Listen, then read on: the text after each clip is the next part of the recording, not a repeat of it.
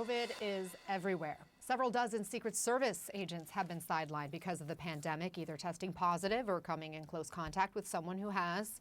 An official tells CNN all employees who worked on the campaign trail are being tested, particularly because of all those rallies the president held in COVID hotspots with large, maskless crowds packed together for hours.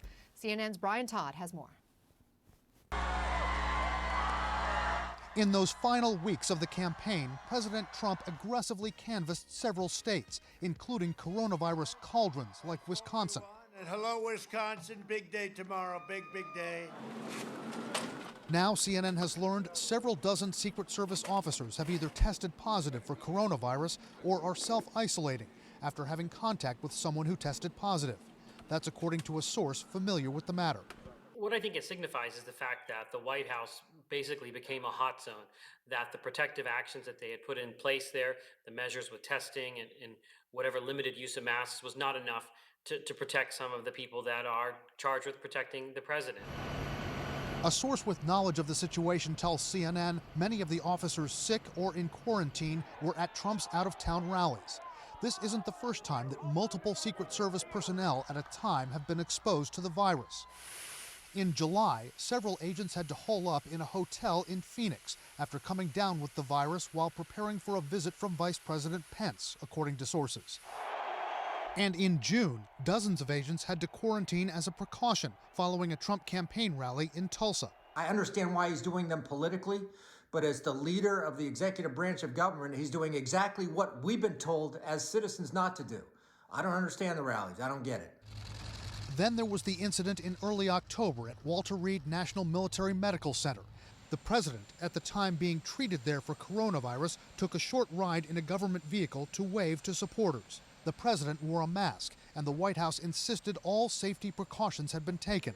But many feared he was taking unnecessary risks. When he did that, not only did he risk his own health because he might not have been completely recovered at that time, he risked the health of those individuals that were driving him. Secret Service officers who were infected in this case are in uniform and are separate from the plainclothed Secret Service agents who provide close security to the president. But the officers still perform crucial protective duties around the White House complex and on the president's trips. And they often touch the same surfaces or enter the same rooms as top White House personnel. They've got to do the kinds of things that we are not supposed to do and that lead to infection. And that is go into places where you're with working partners. Obviously, this is a job that you can't do remotely.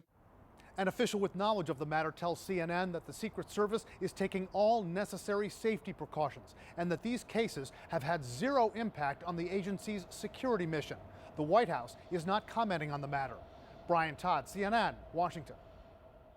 I want to bring in Dr. Jonathan Reiner, professor of medicine at George Washington University. He previously advised the George W. Bush White House Medical Unit for 8 years. And Dr. Reiner, a source tells CNN, even the Secret Service officers don't know how many of their colleagues are infected or exposed because their superiors won't tell them. We know it's several dozen. The Post says it's more than 130 officers. How concerning is that? Oh, it's really troubling, Anna. Over the years, I've gotten to know quite a few members of the United States Secret Service, and I'll tell you that to a person, they are some of the greatest men and women you'll ever meet. They sign up to put their lives in harm's way to protect the president and vice president and their families. But what they didn't sign up for is to place their lives in needless risk, during a pandemic for trips that didn't need to be made.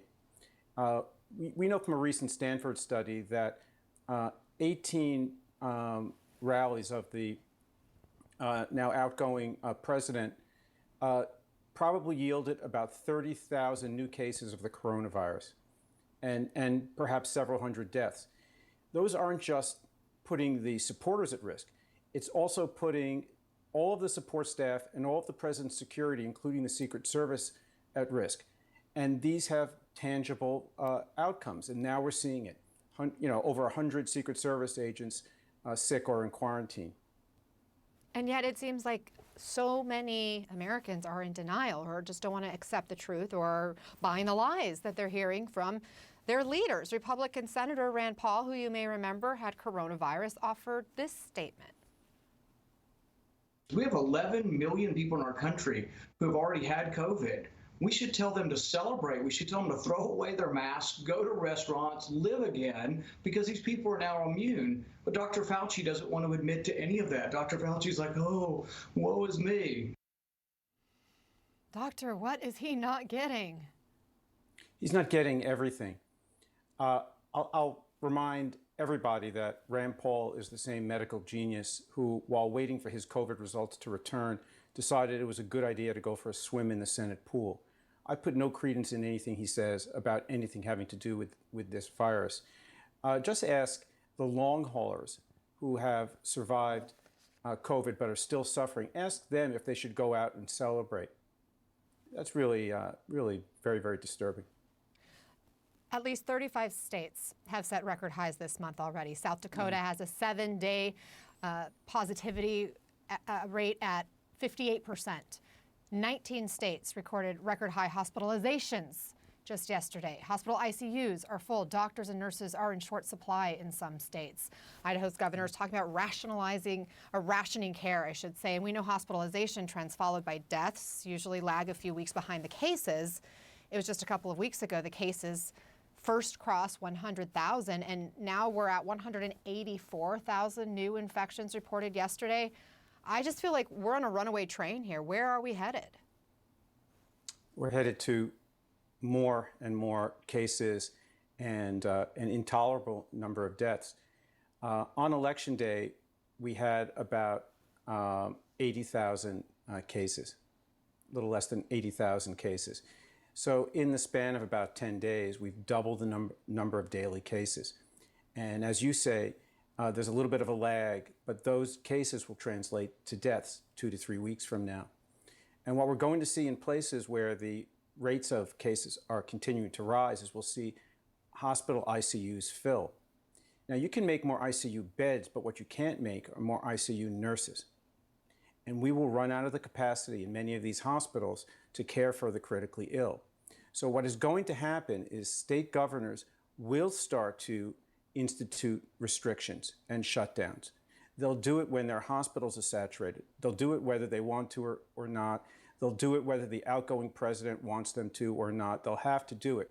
So what they should be doing now, instead, to derail this out of control train, is to institute universal mask orders throughout their states.